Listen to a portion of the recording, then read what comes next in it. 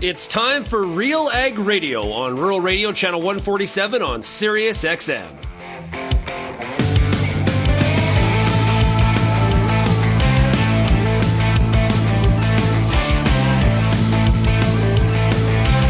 RealAg Radio and RealAgriculture.com is your home for insight and analysis of the issues that are impacting your farm business.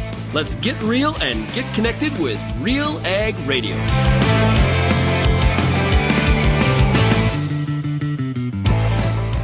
Welcome to RealAg Radio here on Rural Radio Channel 147, Sirius XM. I am your host on this Agronomic Monday, Lyndsey Smith. It is June 9th, and I am tired. Also, it has been a Monday of Mondays here in the Ottawa Valley. Chris is going to kill me for telling you all this, but why not? We had a great start to the week. I missed getting Charlie on the bus. So our youngest, I missed the bus. We were late. She had a birthday party yesterday, so she was exhausted. Chris managed to smash the back window of our truck, and it's raining. Now, the raining part is actually maybe the best news in that entire story, in that, honestly, as damp and gray and cool as May was, we have gone a couple weeks now, actually, without a rain. And while that, on the grand scheme of things, is fine, our soybeans, we walked our backfield. The soybeans really could use a bit of a boost. It did have a bit of a crust going on. And as we heard last week with Peter Repeat Johnson, when you've got a crust, sometimes a light crust, a bit of a rain can really just help get those plants up and out of the ground. Now, in walking that soybean field, it did make me, sort of remember a few things that we talk about on this show and, of course, the agronomist and within all of our school series, that importance of stopping the planter or the seeder, walking behind, getting out, checking depth, etc. Jokingly, I know someone who said this is why they continued to smoke when they knew they should have quit, was that they could go for a smoke and check planter depth. I am, of course, not advocating for smoking, but you know what? A bottle of water or drink of water, that's a great time to get outside, stretch your legs a little and check. So the reason that I brought that up, though, is that in walking our backfield, which we are sharecropping with a neighbor, it's looking really good. We've got some challenges on the weed spectrum that we're going to have to deal with. But it was really fascinating to look at the difference between this particular field was split sort of half and half, where we have overwintered our sheep many years, where we unroll bales and we winter them in the field. And the other side has never had that. We have grazed it once or twice of cover crops or annual forage, but we don't overwinter there. So it doesn't get the added fertility, doesn't necessarily get all the foot action of the sheep, those sorts of things. So there are some significant differences between the sides, which was really fascinating, and definitely seeing a difference in the emergence. And so the side that has not seen overwintering of the sheep, definitely the soil just doesn't quite want to give as much. We're seeing more crusting and a lot more depth differences of where those soybeans got put in the ground. And so lots to learn there. I thought that was pretty cool. Also found, and if anybody wants a picture, send me a note. Maybe I'll post it on our Real Agriculture social feeds. I found a really bizarre looking grass plant that's got this like 2 or 3 inches of what looks like a fungus over top of like a joint, like where a new leaf has come out. But it doesn't look like a fungus up close. So it looks like it from far away. One of those good from far, but far from good. Yeah, one of those. Anyway, so I snapped a picture of it while I was out there and I sent it to Peter Repeat Johnson. And he said, you know what? It looks actually like cold injury. And so where, it was right along that sort of joint, and it did have a bit of a crinkle in the growth of the plant, and it's just covered in like this white, but it looks like it is something on top of the leaf, not the leaf itself turning white. So that might be another clue. So I'm going to keep asking. It is definitely not widespread. It's in the field margin. It's a perennial grass. I think it's orchard grass. But I always find if you go for these walks and you keep your head down, this is the one time I'm going to tell you to keep your head down. If you keep your head down and look, it's really fascinating to see all sorts of cool stuff.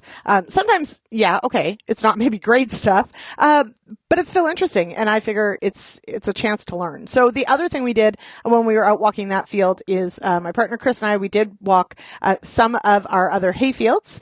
They pasture hay. we'll use different fields however we see fit. And we kept our ewe lambs home this winter after they grazed cover crops. We kept them home and we overwintered them on 3 different paddocks.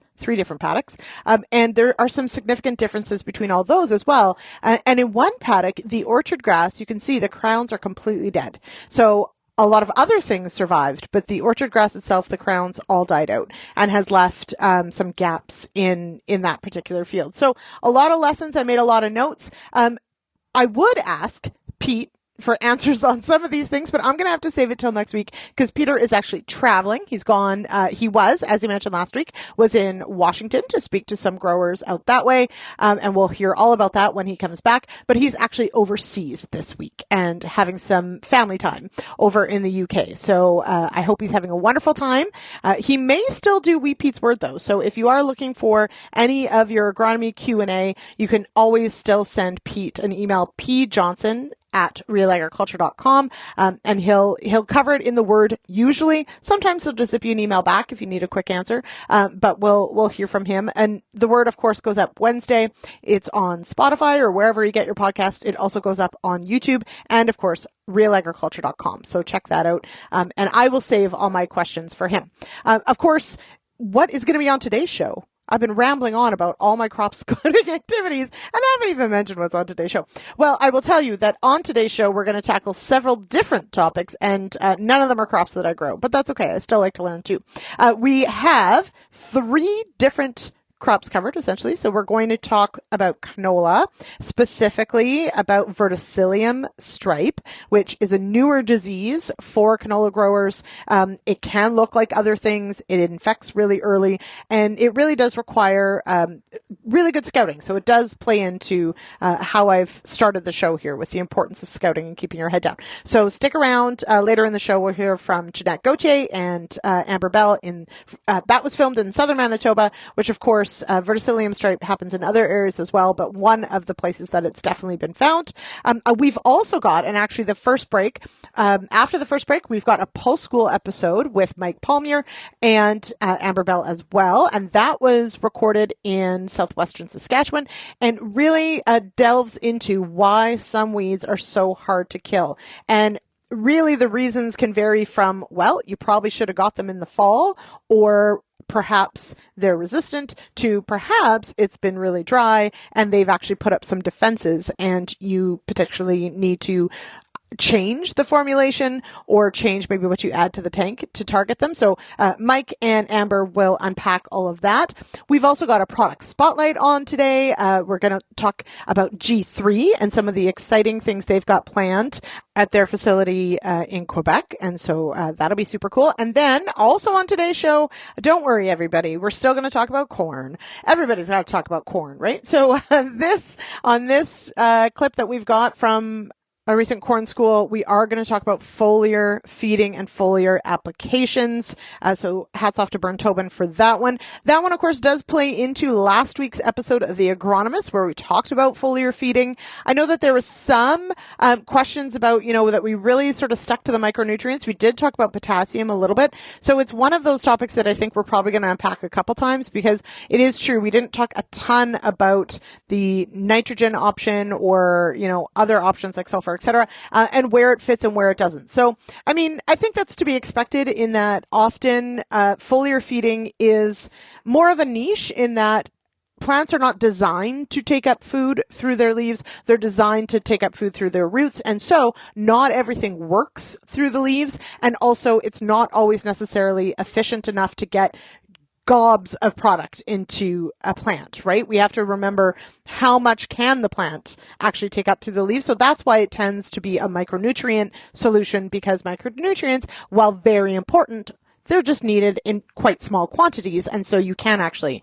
correct a micronutrient deficiency potentially, or at least buy you some time till maybe the rain falls and you get some more uptake from the roots. So very cool. And if you do want to check out last week's episode of The Agronomist, just head on over to our YouTube page, or of course, realagriculture.com/agronomists. Tonight's episode, I'm really excited, and I hope you will join me tonight at 8 p.m. Eastern. We are going to talk about field heroes and beneficial insects and break down the 4 categories of different workers in the field. And so I've got Tyler Wist and John Gavlosky joining me on tonight's episode. So I hope you will join me. It's always so much fun when there's a live audience. So get your questions ready. All right, let's take a quick break, and I'll be back with more RealAg Radio here on Rural Radio, Channel 147, Sirius XM, right after this.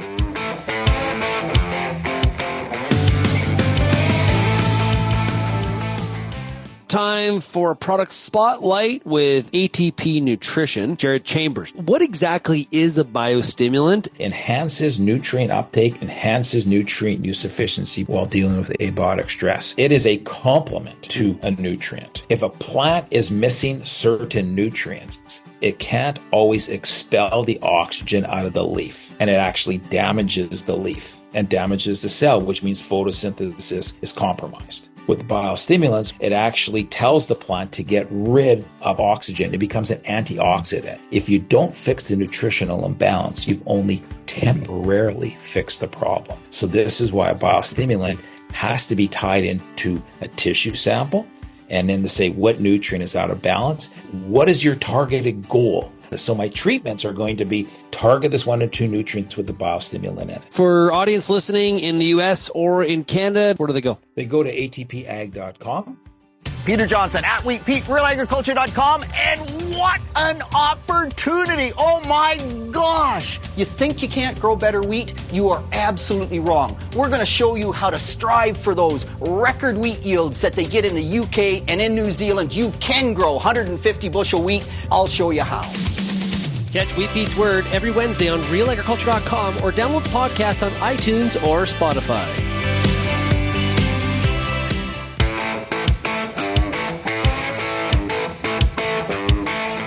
Welcome back to RealAg Radio here on Rural Radio, Channel 147, Sirius XM.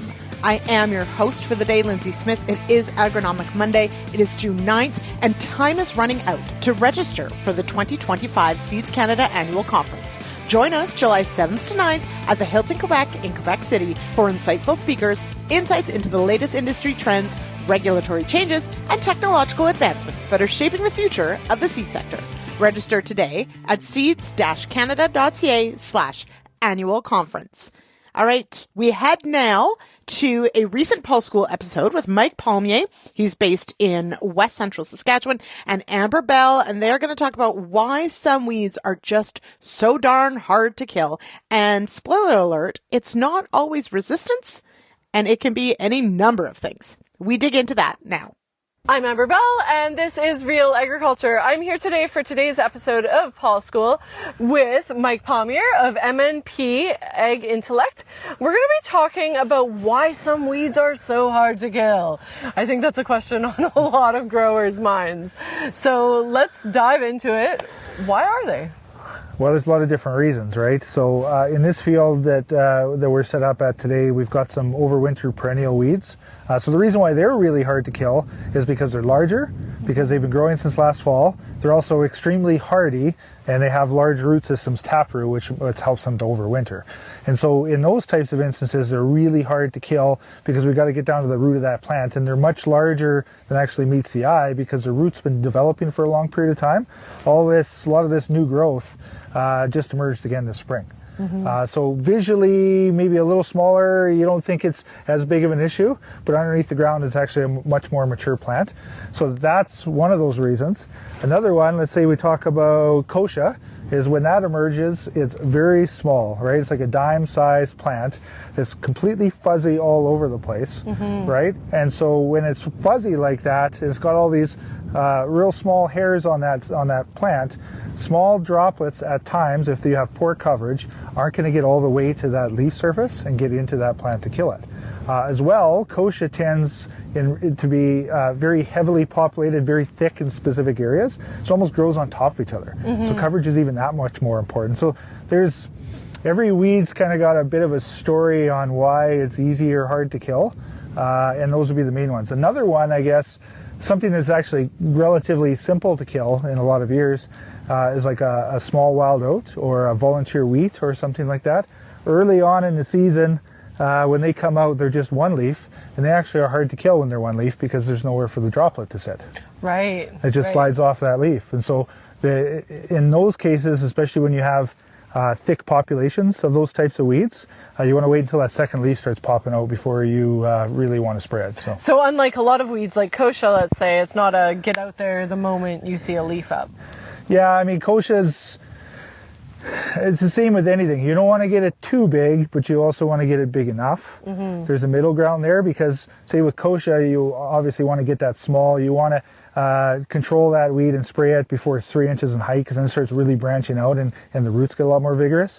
And also, but we want to wait as long as we can to a point, because there's also likely more flushes coming. So if we spray too early, then we're likely going to have to go in again, or maybe spray a few passes. And in the case of a pulse crop, we're on pulse school. Yes. You have very limited opportunities in crop. For kochia, you really have no opportunities because there's nothing that will control kochia within a lentil crop, and even in a pea crop. A bazagran, a benazone type product will just have suppression. So you also got to get it very small. And the last thing you want to do is spray that herbicide too early in a pea crop, because then it'll have much more, a larger chance to be able to establish itself afterwards and cause havoc. Right. And how much of an impact is herbicide resistance having on how hard these weeds are to kill? We're going to keep on talking about kochia because, I mean, that's the number one that we fight in our area in west central Saskatchewan for weed resistance, for herbicide resistance, because we have confirmed, I mean, everything's group 2 resistant.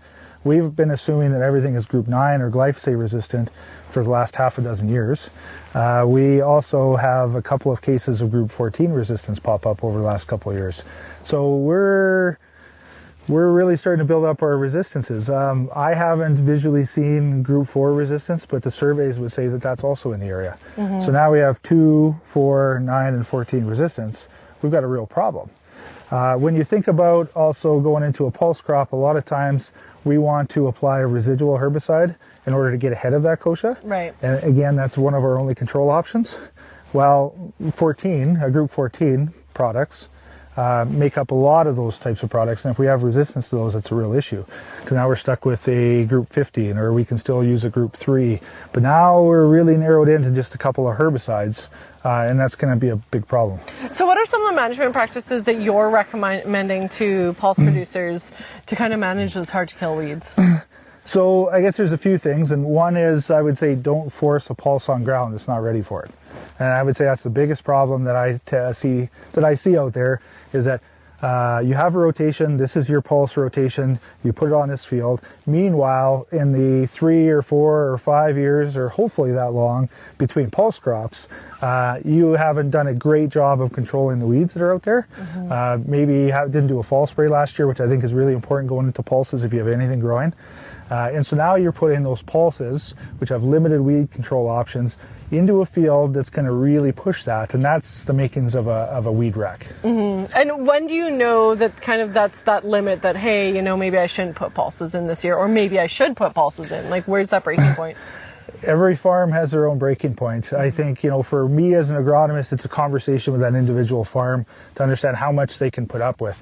If you're putting on a residual herbicide like a Fierce in the fall, realistically to expect 90% control, 95 is like excellent. So if you can look out there and see the kochia that you have and realize that if they're a big plant, they can disperse 20,000 seeds per plant, and you think, well, if I don't control 5% of those plants, what's that going to look like, and am I comfortable with that? Right. So everybody's threshold is a little bit different. And are there certain pulse crops that might be able to compete better against certain weeds? I mean, if you know that you're going to potentially have some kochia, peas are a better option than lentils because we can use a sulfentrazone as a residual herbicide, which is very, very strong on kochia. We have benazone in Viper or Viper type products, which has suppression on kochia, while we don't have that in lentils. So peas would do a much better job for kochia. But at the same time, we have to look at the whole spectrum. In our area, in our geographic area as well, we have Group 2 resistant wild mustard. We also have Group 2 resistant stinkweed. Right? And so that also is a challenge in the lentils. So in our area, we tend to spray a lot more metribuzin or like a Sencor type product to be able to control those weeds. We can do the same thing in peas, but also, again, that Benazon type product is also going to control that. So it's a moving target, and the market will probably speak to what guys really should want, what they want to put in the ground, over maybe some agronomic considerations at times too. Right, and probably just speaking with your agronomist and making sure that you're on the same page. Yeah, I'm biased. I always think that people should speak to agronomists. Right. And the nice part is we see a lot of fields and a lot of geography, so we get a really good feel for what works and what doesn't on many farms. So if you were to summarize top 3 things the producers can do to combat some of the hard-to-kill weeds, what would they be? Fall herbicide spray so that you don't have overwintering weeds. A residual spray herbicide to get ahead of your kochia and other problem weeds, and choose the right fields. Don't force pulses on a field that doesn't belong. That really is darn good advice there, Mike. Not every crop suits every acre. And I would say the same can be said for some of our eastern crops too. I'll just leave that one there. Okay. Thank you to Mike and to Amber, of course, for that Pulse School episode. As always, you can head on over to pulseschool.com for more. All right. We are going to take a quick break, and I'll be back with today's product spotlight after this quick break from RealAg Radio on Rural Radio, channel 147, Sirius XM. Hi, I'm Bernard Tobin, host of the Soybean School on RealAgriculture.com. Throughout the year, on the Soybean School, we'll bring you timely agronomic video content from planting to harvest, from the latest agronomic research to the latest in production technology. Check out our massive video library on YouTube, RealAgriculture.com, or download the audio podcast versions wherever you get your podcasts. The Soybean School is brought to you by Myslik Seeds and Lalamon Plant Care. We're joined right now by Greg Stewart, who is Syngenta Canada's biological field specialist. Okay, Greg, today we're going to talk about 4-yield drive. Okay, what is that? To consider that there are 4 yield components to corn. That is rows around and length, final ear count, and kernel mass. You can make some good decisions and have some great discussions when you know those 4 yield components. And 4-yield drive is sort of just asking us to be a little bit more careful about our agronomy, look at those 4 yield components so we can make better decisions. It's not rocket science, finding the weakness and looking how to fix it. Definitely things to keep in mind for the 2025 growing season. Now, Greg mentioned some of the components here of 4-yield drive. You can talk to your local Syngenta rep, or I encourage you to go to syngenta.ca.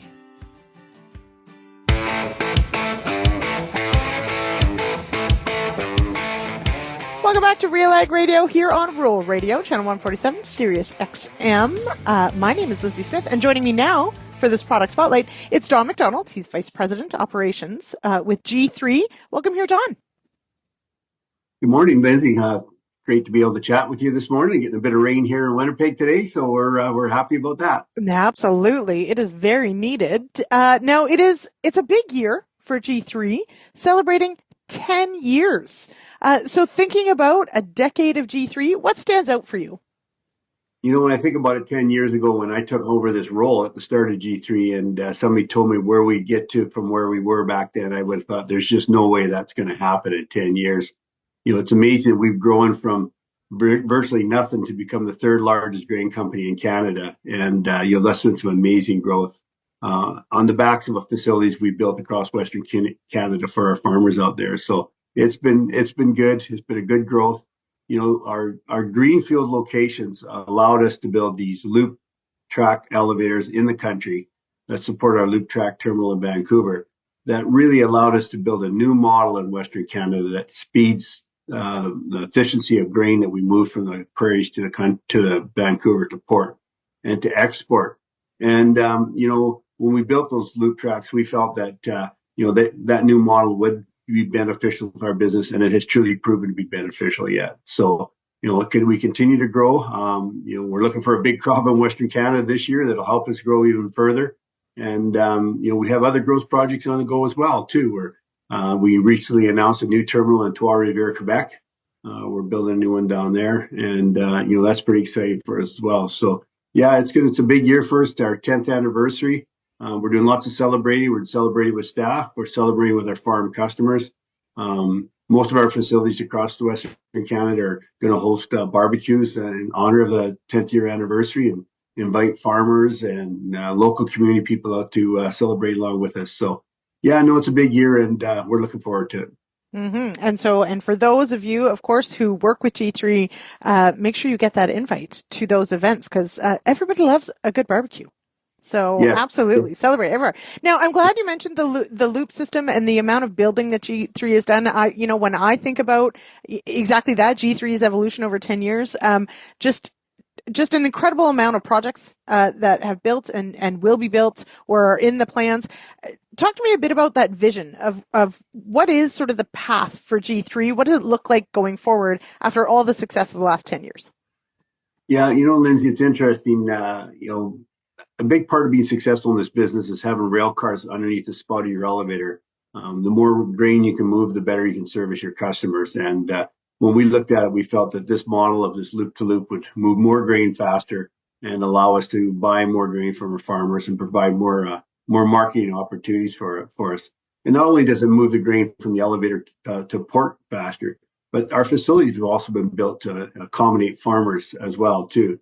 In this new age, all farmers pretty much have super bees out there, multiple super bees. Time is money for these guys and ladies. And, they want to get into the elevator, deliver their grain, and get back home to get another load.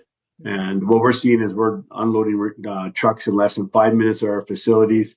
Our lineups are short. Even if they're a little bit longer, they move very fast, so people don't sit in line very long. So, that's very popular, and it does help us with provide the service to our customers. So, you think about the fast trucks in the driveway, how fast we can cycle grain from the country to port. It all results in us being a very dependable and provide grain company, provide lots of competitive options for our farmers. No, and that's here at home, but looking outward, of course, Canadian grain goes around the world. How is G3 helping farmers access new markets and take advantage of some of the global demand that we're seeing? Yeah, well, marketing, growing and delivering grains only half of the work for the farmers out there, right? They got to market it in a way that makes them profitable. And we've provided lots of tools to help farmers with that. One that we launched in the last few years that we're having a lot of success with, farmers really like to use, is our G3 Smart Cell. It's an online portal that makes it very easy for farmers to go online, set their grain targets, monitor prices, contract their grain whenever it works for them. Farmers aren't always available during the day, so sometimes this is going to be done in evenings and weekends, so they can do it at their convenience. And as well, we continue to make improvements to that platform. It's improved it this year over last year, so we got more functionality there, again, to help farmers market their grain. And one of the things that we did put on there that's actually quite interesting, because some of these tools are tough to get to understand and how to use. And farmers can go online and connect directly with one of our farm business reps. And they can be online together. They can walk through how the tool works, helps our customers understand where they can do what they need to do their contracting and stuff, and get their advice. So that's been very successful for us to help guys folks get using that tool. So, along with that, we provide things like, direct deposit, which allows for quick payment when the grain is delivered. So, it's becoming very electronically driven. We're fast on the driveway. We're fast in execution on getting grain paid for to the farmer. And it's helped us and helped our customers as well, too. Mm-hmm. As you say, time is money. So anytime we can speed up that process, why not? Now, lastly, of course, we did talk about some of the systems that have been built over the last little while. Looking forward, what's next for G3? Well, I think, we talked about the terminal in Trois-Rivières. We just started that. We're in process of demolishing a terminal that's 100 years old, an old concrete one there that was at the end of its life, and building a new one similar to what we built in Hamilton, except larger. It's 65,000 tons capacity with all the same high-speed components that you would see in our country facilities, and that you currently see in Hamilton, which will allow our Quebec farmers to deliver grain to us in a quick and efficient manner. It'll have 3 driveways, unloading trucks very quickly. Currently in Hamilton, we'll unload 150 trucks a day, maybe up to 200 on a busy day. We'll see those type of unload rates in Quebec and Trois-Rivières as well too, which is be nice for our Quebec farmers, because if you have ever been to the terminals where Quebec farmers are delivering with their semis, it's lineup after lineup after lineup. So this will be a refreshing, a new way to do business, and we're looking forward to having that facility operating in the fall of 2027. All right. Big things coming. Don, thank you so much for joining me here on the show. Thank you much, Lyndsey. Have a good day. All right. We'll be back with more RealAg Radio right after this.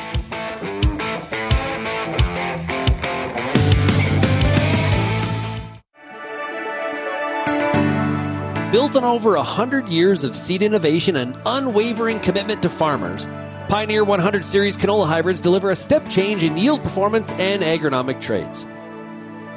This isn't just better canola, it's different canola.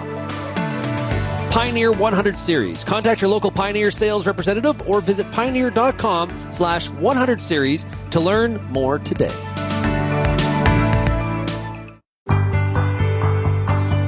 It's summertime, and you've got a lot of important decisions to make when it comes to your corn crop.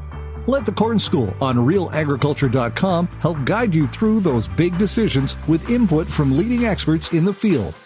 If it's spray timing, disease identification, or any other field issue, the Corn School's got you covered. The Corn School on RealAgriculture.com, brought to you by BASF and Pride Seeds.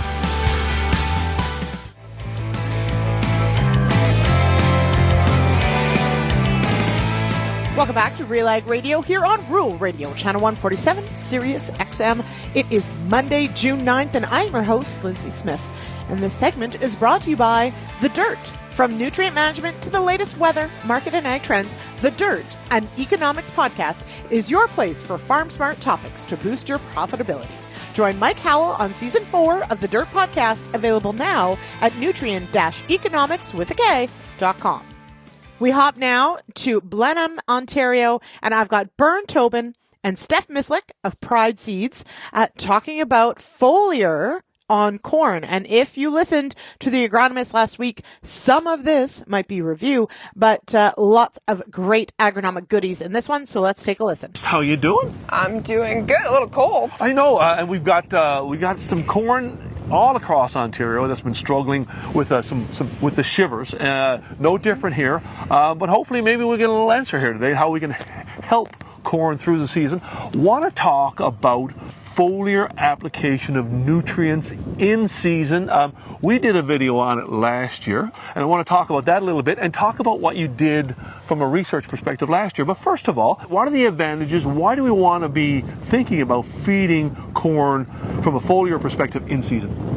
Well, we know that there's nutrients, and we need them to be available for us to be able to push yields. And we know it's not always in the soil, or the temperature can affect whether it's available or not, whether other things tie each other up. So for foliar feeding, we can make sure that plant gets it when it actually needs it and help us push those yields. Margins are getting tighter, so we need to find ways to help us achieve more and have a positive return on investment and keep moving forward. Now, tissue testing.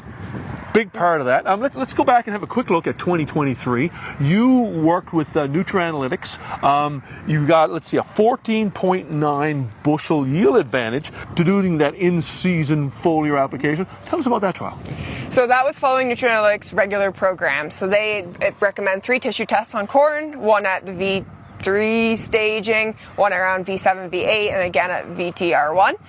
So I pulled those samples, sent them away. They come back with a recommendation to me using their software, which I can't explain exactly how it works. Algorithms are amazing, but it tells me what is going to be limiting to that crop before the crop even knows. So then you go in, you apply those nutrients at those 3 timings, about a week after the samples are pulled, and at the end, we wait and see what happens. But now you've got about a $31 ROI return on the whole sort of investment. You also wanted to do something different. And now in 2024, you wanted to look at adding a fungicide because you were looking at, just the fertilizer application. What's the strategy there? So 2023 was no fungicide. So we know tar spot came in, and tar spot definitely was high pressures in 23, caused a lot of problems, affected some yields. So I wanted to see if we add them together, what synergy do we get from doing both? You know, they always talk about, does 1 + 1 = 2? Does it equal 3? So I wanted to find out. I wanted to know what advantage we get if we did both. Because right now we know fungicide's a no-brainer. Everyone's going to do it. So what about foliar? Does it add enough of a difference to pay for it to make it worthwhile? Okay, Steph, let's take a look at your trial from 2024. You looked at 2 hybrids here. Take us through, I guess, maybe the season and what these numbers, what they tell us.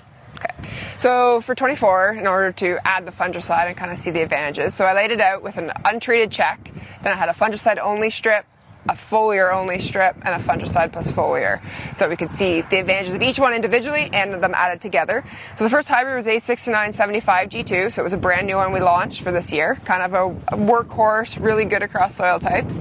This was on a clay loam site, planted towards the end of May, I believe it was the 24th, 35,000 population. And all these strips are side by side in Pancora research site. So when we did it, my first thought was the fungicide only is going to do really well because we know tar spot's at high pressure. When we got a 39 bushel increase to just a fungicide, then with the foliar only, saw a good result as well. Got almost 29 bushel increase. So not quite as good as a fungicide, but definitely worthwhile. And you can visually see there was some health benefits to adding a foliar, even without the fungicide. Then when you put them together, yes, the plant was cleaner, but it didn't add a whole lot more yield. So it was only a bushel better than the fungicide by itself. So you didn't see that synergy you're hoping to see, right? No, I didn't. Okay. Talk about this the second hybrid that you tested. So the second one I tested is A7275 G2, another brand new one. It's a racehorse is how I would classify it. Really utilized nutrients a lot differently than 6975. It utilized everything it could out of that plant, and you could visually see it throughout the season. So it was a 252 bushel on an untreated check, so awesome numbers to start with. Adding a fungicide added another 23 bushel, so a good response. So definitely one worthwhile with the fungicide. But it's when we got into adding the foliar and a fungicide, we actually basically were 2 bushel and 5 bushel. So not a whole lot of advantage to foliar feeding or doing them both together. So Steph, let's unpack what you've learned here. I guess the first thing that calls out to me is the difference in hybrids. Hybrid choice does make a difference. It makes a huge difference. No 2 hybrids are the same. They all utilize nutrients differently. They grow differently. They respond differently. So that's part of the puzzle we're trying to solve is what do they each one want individually and try to meet those needs. And you had a racehorse and a workhorse there that performed much differently. Very differently. Yeah. And I guess the sense that crop nutrients is not the only yield limiting factor. It's not. I mean, sun, temperature, water, all those things can play a big role, and they also lead into the disease and insects we can see. The wetter we are, the more disease we're going to have, more tar spot. Yep. And yield's determined from the day it's planted to the day it finishes. There's so many factors in between that can affect what our end result is. But there is evidence there, and we've seen it in 2 years, that there is an impact when you foliar feed, nutrients. That tissue test does help. Oh, it does. Visually, you can see there's a difference in the crop that had the foliar fertilizer applied. So it's doing something. Just trying to figure out exactly how do we push it to always get a return on investment from it. So, hey, that begs the question. Year 3, you're doing it again this year. You've changed it up 2 years in a row. Based on what you've learned in year 2, where do you go in year 3? So, going to use the same hybrids again. Going to do 2 they're each going to get their own little project. 6975, we're going to look at timings. So there's the 3 timings, like does timing 1 pay, does timing 2 or timing 3. So you actually individually look at those timings. Yeah, so if one of them pays better than the other, you can take advantage of putting it on at that time. And then 7275, because it utilized absolutely everything, and you can visually see it, does it need more? Does it need more than what the algorithms are saying? So potentially double the rates and just see what happens. Well, hey, fascinating stuff. All right, great. Big thanks to Bern and to Steph for that Corn School episode. As always, head on over to cornschool.com. You can see that episode and all of our past episodes, actually, for years and years and years.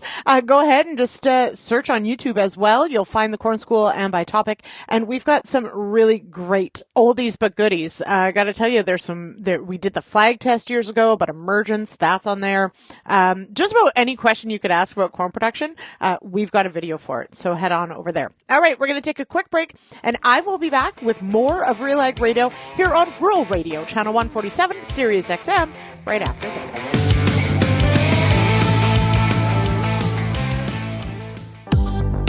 I'm Lyndsey Smith from RealAgriculture.com. Join me Monday nights for The Agronomist, a 1-hour live and interactive show broadcast across YouTube, Facebook, and X. Monday nights at 8 p.m. Eastern, I host expert agronomists from all over the country to give you answers to some of the toughest agronomic questions. Join us live or catch the replay Tuesday morning. That's The Agronomist with me, Lyndsey Smith, Monday nights live at 8 p.m. Eastern. How's your seed quality? What should you treat with? What about herbicide carryover and environmental concerns? Spring is here, and you've got a lot of things to think about in regards to your pulse crop. The Pulse School on Real Agriculture has information and advice for all these questions and more to help you navigate this season. Brought to you by BASF. Pulse School episodes are available at pulseschool.com, realagriculture.com, or as a podcast on your favorite streaming service. Download the latest episode today.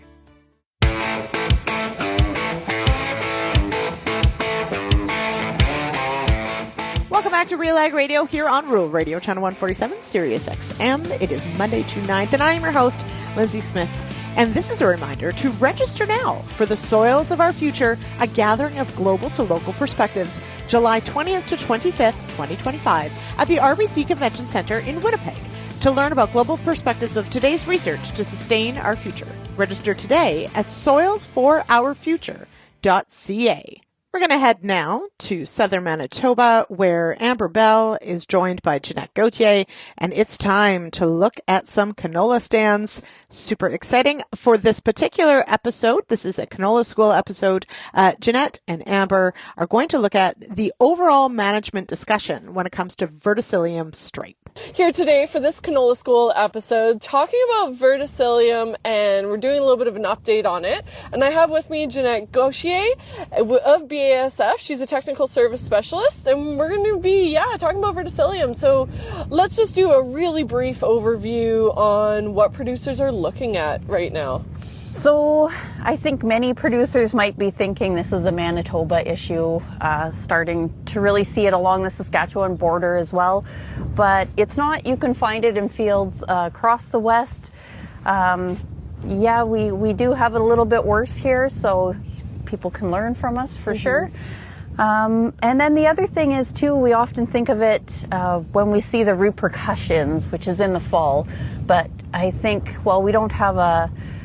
we're still learning a lot about verticillium. I would say managing the issue starts now.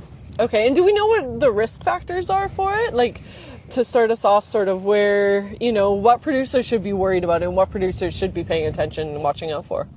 Yeah, it does seem that some early research has found that there could be a connection between verticillium and blackleg. So that could be out there. But also when we get conditions that maybe start off wet and then turn dry, verticillium is impacting the vascular system, so the water pipes of the plant. And so really anytime we see conditions like that, we know it's going to be bad. Delayed harvest seems to be another one. It is a disease that does infect early in the season, but then really takes a long time to show up. So some years we have it and it doesn't cause any issues. Other years, canola's laying flat on the ground. How widespread was it last year in Manitoba? I would say really only the later fields, so we didn't have a lot of complaints about it. This is completely anecdotal, but it is a disease that does spread very easily. It has these tiny microsclerotia that you can see in a dust cloud when you're harvesting infected crops. So it does move. Even had people say that They've taken a piece of land out of hay, put it into canola, and there's verticillium stripe in that field. Not surprising. So it does blow in, it can move with water. But it does seem that despite that, the types of things that a farmer might be doing on their own farm, you might still get an edge effect, but it does seem to help. So it does seem that longer rotations do help. Paying attention to plant stands and nitrogen fertility or anything that helps the plant stand really well do seem to help. But yeah, some years it doesn't seem to matter what you do. Everything's going to go down. In Manitoba anyways, where we seemingly have high spore load. But even in other places where we see it spreading to, I think it could often be missed, so it is a good thing to look for. What are some of the early warning signs, or, what are some symptoms that growers might be like, I might be having an issue with this? Yeah, and that's funny that you say that, because I'll look in a field now, and every field in Manitoba has it. Okay. Basically, to what degree or how much of an issue it'll become is the question. But it's usually after flowering you start to see it. If you're doing stem cuttings, unlike blackleg, which is very chunky in the cross section, this one's a little bit more just of a gray across the cross section. So that's one way you can see it. But also as the plant starts to mature, you start to see the one half of the plant turning brown. The other side's green. And then as it progresses, you start to see that the stem is turning a gray color, it starts to peel, and then you can see all these tiny microsclerotia. And usually, if it's really bad, like I say, the plant's lodged. So you start to see spots going down in the field, which could be attributed to a lot of diseases. Clubroot can often have that happen as well. So investigating those further, pulling up some plants, and then just checking. So again, you start to peel back some of the outer layer of the stem, and you can usually see those microsclerotia. Or if you're in an area like Alberta or Western Saskatchewan where this is relatively new or low pressure, there's lots of labs that will test for it. Is there a rating scale like there is with blackleg on how severe of a disease issue you're having when it comes to verticillium? Yeah, and I know off camera we talked about this disease being like 10 years old now here, or even older, but it really starting to ramp up for whatever reasons. And so we still call it a new disease, which I think is fair because it takes time for research to catch up. So currently I hear that there will be an industry-wide severity scale launched this year from the Canola Council, who is leading a team. But really, breeders for the various canola companies, so our Invigor breeders included, have been paying attention to verticillium for at least the last 3 years, looking at our own genetics and using whatever methods they've deemed to work to rate tolerances between hybrids. But that's where it becomes confusing, because every company might have a slightly different method. Sometimes when you open up the seed catalog, you might see numbers. Sometimes you might just see a relative ranking. And really, that's what you need to keep in mind, is that choosing a hybrid with better tolerance can be one of the tools that you use amongst other tools that we talked about. But really, at this point in time, they're just to be used to compare hybrids within a company's portfolio. So it's not like you can compare the Invigor rankings. Exactly. So that's just something good to keep in mind. I think sometimes it's confusing. You crack this open, it's like, oh, this one's got a really great rating. You open the next one, it's like, that's not the same. Sorry. Right. Yeah. But yes, can be a tool to be used with all the other tools. Okay, and then, so you see it this year, let's say, you're out in your field, you realize this is an issue. What are the chances that you're going to be having problems next year? Is that something you should plan to manage for? Yeah, and definitely in places like Manitoba and into eastern Saskatchewan, we're at the point now where, because we can't predict what the weather's going to be like, what the season holds, If anyone can, give me a call. But it's just good to start managing for verticillium at the beginning of the year. So like I say, we're in a field right now and you're like, we're not going to find verticillium in here. But again, making sure that your plant stand is very targeted to where you want it, looking for that 5 to 7 plants per square foot, just to increase stalk strength. Mm-hmm. Really looking at nitrogen fertility, again, anything that can increase the risk of lodging. Verticillium's interesting too. It doesn't seem to want to, take the plant down itself, but once there's a lot of stresses, maybe the plant's already lodging, verticillium is just there to jump on it and then take it all the way down. Right. So really management is just making sure those plants are as strong as possible. Yeah. Throughout the season. And then still learning a lot of things about verticillium despite that decade of it being identified. But yeah, not knowing how much brassica weeds might contribute. So making sure that we're managing our weeds. And then the other thing is verticillium tends to attack the weaker plants, or affect, I guess it attacks all plants, but it affects the weaker plants more so than a healthy plant is what we're seeing. So anything that we can do to keep a healthy stand. So it starts with the plant stand and the nitrogen fertility, but it continues through. So in Manitoba here, we are wetter, tend to be high humidity, so blackleg is something we struggle with, despite having awesome genetics. So sometimes looking at something like a application of Nexicor or a blackleg fungicide to help manage that. If we do see that we have flea beetles or sclerotinia or conditions for sclerotinia, managing all those other stresses on the plant seem to be really important, so that when we do get to harvest timing, we have a really healthy plant that tends to withstand verticillium better than maybe another plant stand would. Which realistically, if we're doing it for verticillium, it's best for yields no matter what.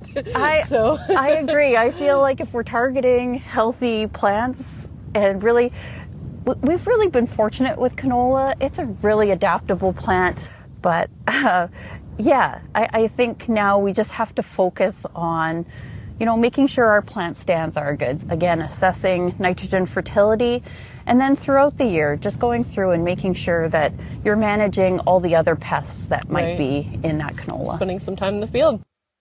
Okay, well, thank you to Amber Bell and to Jeanette Gaultier, of course, for that episode of the Canola School.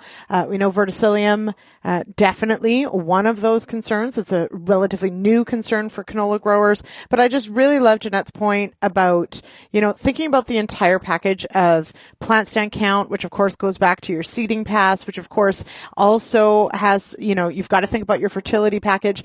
And this is something that's just so important, right? I mean, with agronomy, just like with livestock, it's never any one thing. I mean, there might be one component that has gone awry or you need to fix, but it's the individual decisions and management steps that you make all along the way that really set a crop, or, perhaps a lamb crop or calf crop up for success. So, thank you to Amber for so much of her help on today's show. She has been just so busy out there filming the pulse, canola, wheat schools, even some corn schools every now and again.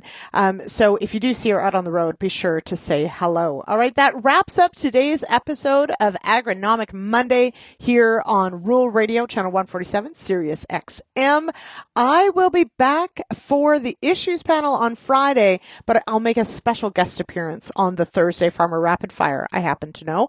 We've got a big week ahead here in the Ottawa Valley. Our youngest turns 8 this week. We're probably going to knock down some hay if the forecast would ever just sort itself out. And you guys, I hope you're sitting down. I think Chris and I might actually get to go to like a band to go see a concert. We'll see.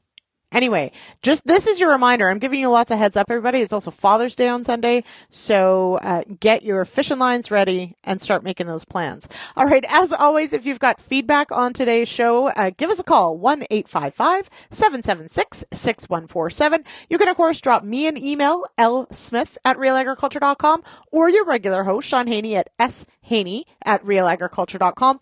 And as always, you can find us across social media. Check out our YouTube channel. We've got all sorts of goodies on there, including a lot of equipment stuff. So go check it out.